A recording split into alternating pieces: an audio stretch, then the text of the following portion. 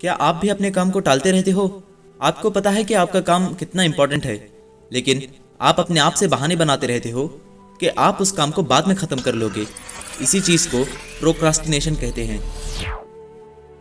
हमें प्रॉब्लम तो पता है, लेकिन इसका सोल्यूशन क्या है? क्या हम प्रोक्रास्टिनेशन को हमेशा के लिए छोड़ सकते हैं, या फिर क्या हम प्रोक्रास्टिनेशन को कम कर सकते हैं?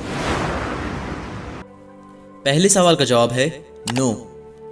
हम एज ए ह्यूमन बीइंग हम प्रोक्रास्टिनेशन को पूरी तरीके से छोड़ नहीं सकते और ना ही ये छूटेगी। लेकिन दूसरे सवाल का जवाब है यस, हम प्रोक्रास्टिनेशन को कम कर सकते हैं और इसे अपने हिसाब से कंट्रोल कर सकते हैं। लेकिन वो कैसे?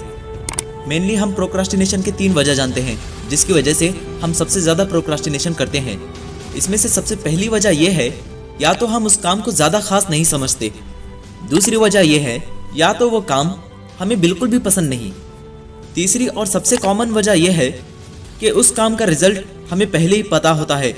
जैसे कि अगर कोई एग्ज़ाम है और हमें लग रहा है कि हम इसमें फर्स्ट आ ही जाएंगे, या फिर इस एग्ज़ाम के अंदर हम एटलीस्ट पास तो हो ही जाएंगे। अब यहाँ ज़्यादा से ज़्यादा 3 प्रॉब्लम्स निकल कर आ रही हैं और जिनका सोल्यूशन इन्हीं प्रॉब्लम्स के अंदर छुपा हुआ है। सबसे पहली प्रॉब्लम का सोल्यूशन इसी में छुपा है।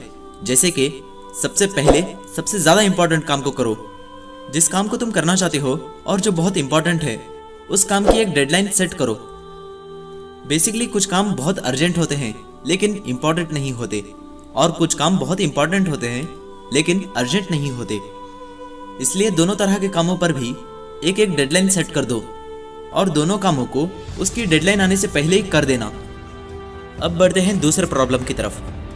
कुछ काम ऐसे होते हैं जो हमें बिल्कुल भी पसंद नहीं आते, जैसे कि पढ़ाई, एक्सरसाइज, होमवर्क।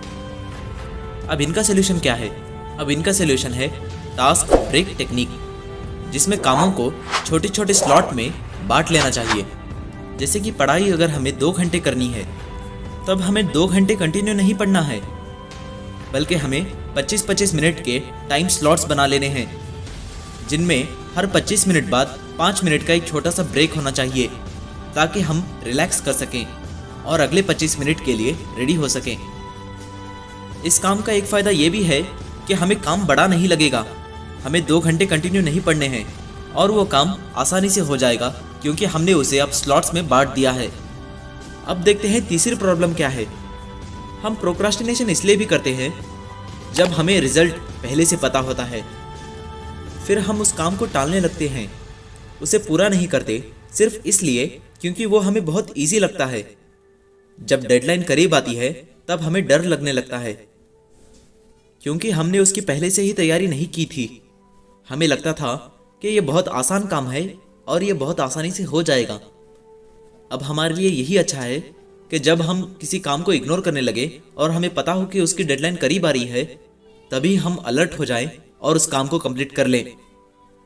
और जब काम पूरा हो जाए तो अपने आप को रिवॉर्ड दो, ताकि फिर से आप अगर उस काम को करो तो आपको मोटिवेशन मिलती रहे। अब तक हमने देखा कि हम प्रोक्रास्टिनेशन क्यों करते हैं और इसके सॉल्यूशंस को भी जाना, लेकिन कुछ और चीज़ें हैं जो इम्पोर्टेंट है, जिनका ध्यान रखना बहुत ज़रूरी है। जैसे कि लेस डिस्ट्रैक्शंस वाले एनवायरनमेंट में काम करना, मोबाइल, टीवी, यूजलेस साउंड से दूर रहना और अपने गोल के ऊपर हमेशा फोकस बनाए रखना। फिर ठीक है, प्रोक्रास्टिनेशन को छोड़कर जो आप काम कर रहे थे वो काम को कंप्लीट कीजिए।